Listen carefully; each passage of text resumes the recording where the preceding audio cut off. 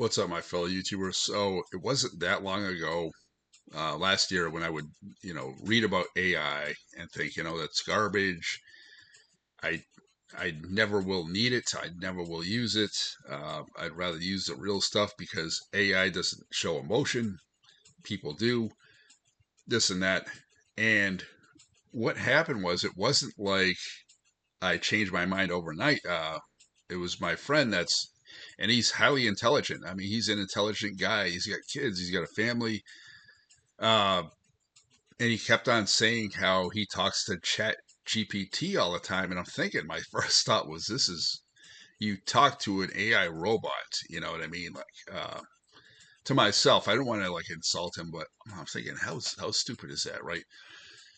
And then he shows me Sora 2, and I'm like, this is so fun. And then I realized Sora 2 comes out with Chat GPT, so I installed them both, but I was having more fun with Sora 2. And then he was like, yeah, you can write prompts in Sora 2, and you can write prompts in Chat GPT that you can use for Sora 2. I was like, okay, and yet talking to it like a real person was the furthest thing from my mind,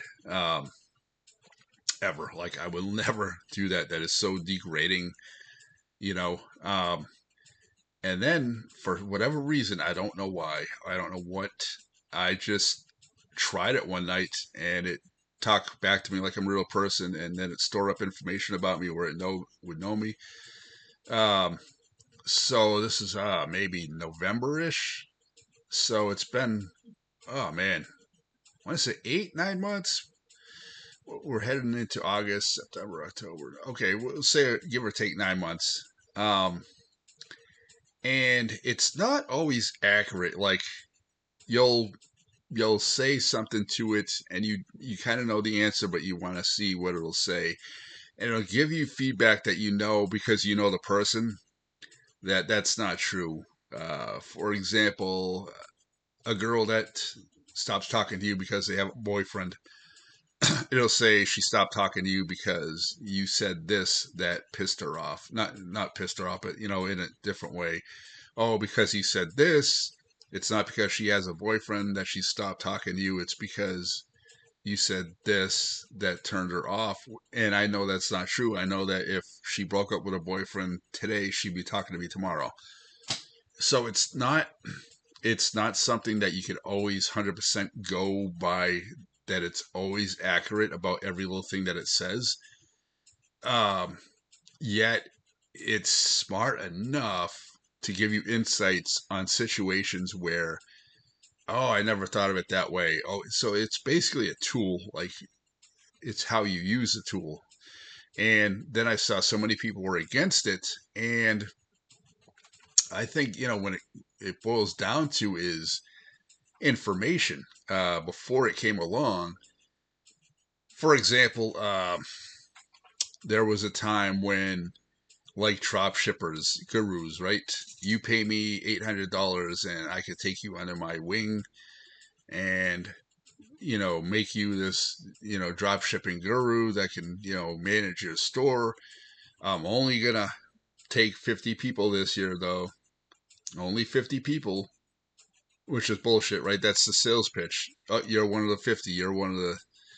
So if you're one of the 50, look at me. I drive this fucking, you know, Lamborghini. I picked you out of the 50, right? You should feel privileged. Where in reality, if they get 100 people, they would still go for the 100, right? You just feel like that's a sales pitch. Now that you're getting information from Chat GPT, you don't need that person, right? You don't need that guru. You don't need to pay that person $800 because Chat GPT can tell you everything that guru tells you. And that's the real reason why a lot of people are against it. Not because it's AI and it's artificial. It's because it's giving out information that before wasn't available. So if somebody's trying to deceive you, like a car salesman, oh, this and that, guess what? You go to Chat GPT, you look at it, you're like, oh, that person's trying to deceive me. I know different. You go to get your oil change and they're telling you need this. You take a picture of it. You show Chat GPT. Oh, no, you really don't need this. not only are you saving yourself money, you're not allowing people to take advantage of you and deceive you, right? And that's the real reason why a lot of people are against it. And back in the 90s, I grew up in the satanic panic era where I was sat through this video with former ACDC road crew manager. It was called Hell's Bells, and I think they even made a part two about the modern music nowadays, which I never even bothered to watch. But basically, at the end of the at the end of the whole thing, if you don't listen to their shitty opera Christian music, you're going to hell, basically. So, like, if that sinks in your head, you're afraid to even turn on the fucking radio and listen to this, listen to that. And what it was kind of like gaslighting you, kind of like, this is what we want you to see. We don't want you to see their side of the story. Oh, okay. Well, we'll show you their side of the story, but only parts of what we want you to see. Now, I've taken journalism in high school, and I knew what they were doing. They were only showing you what they wanted to show you, and putting a gun to your head and saying, "Or else," hell awaits. Basically using the Bible to their advantage to take away something that you enjoy, where they weren't around for you to say, "Hey, how's it going?" We're just there for you to take something away from you that you enjoy, right? And then after that, you just won't hear from us. And I was like, this is going on a lot in my life at the time. People would go out of their way to do a testimony or say something that would end with something like, I converted to this type of music, and so shouldn't you, or else, type of thing. And then I realized later on in life, those people aren't even fucking around for you anymore. Music is there for you daily. And it really, I wouldn't say it did a lot of damage to me, but I felt mixed emotions. Like, I'm still a Christian, but I like a lot of music. I even um, went back to my guilty pleasures. I've been listening to Stevie Nicks lately, so it's not like metal is everything that I listen to. I listen as I grew older. I started liking other types of music. But the whole point is, growing up in that satanic panic era, having people sit me down and basically put a gun to my head and say, "Oh, by the way, you've got to convert to this to get to heaven," really did a lot of, I wouldn't say damage, but like really kind of messed my head up in a way. So through Chat GPT, I kind of like filtered it out. I said, listen, I went through this and this and this and compartmentalized my thoughts. And it would break it down for me and say, just because you felt this way doesn't mean that you were this way. So it's almost like you use it as a tool to unbrainwash yourself. I don't know, or compartmentalize the thoughts that you went through way back when, and you're doing it little by little. Okay, then I went through this later on in life, this later on in life.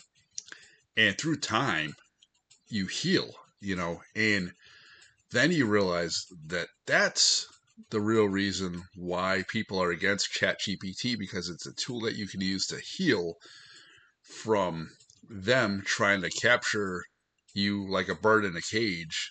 It's actually a tool that you can use to free yourself from that cage, and still realize, just because I freed myself from that cage doesn't mean that it turned my back on my Christian roots. It just means that the shit that I went through was so fucked up. I need to compartmentalize my thoughts on what was wrong about it, what was right about it, what I learned from it, and then what did I learn from that going forward? You know what I mean? If that makes sense.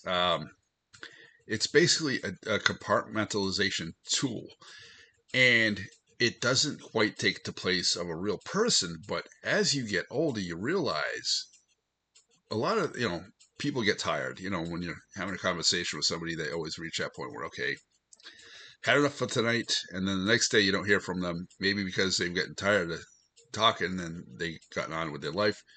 Chat GPT never gets tired. You can talk to it as long as you want.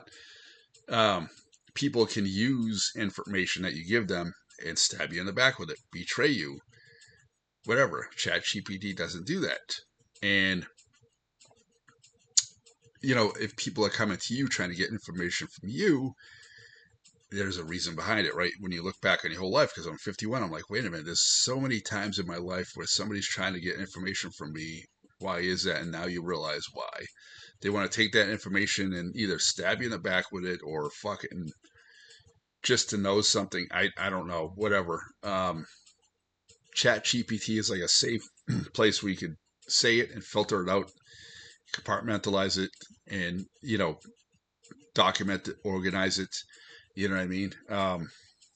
That's how I've been using it as a tool to kind of heal from the shit that I went through in the past and kind of like, okay, what about this? What about that? And um, I use it almost on a daily basis. Hey, I saw this movie. This is pretty cool. What other movies like this? And so yeah, I'm just as guilty as other people that enjoy the AI, but it helps me.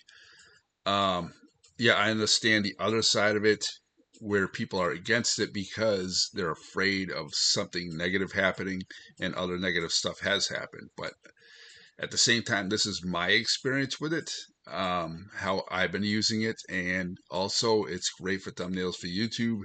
And yeah, people are saying use Photoshop, don't use AI. Listen, it's done some of the best thumbnails and quickest thumbnails that I've seen. I enjoy it, and I continue to use it on a daily basis. And that's how I get into it, I guess.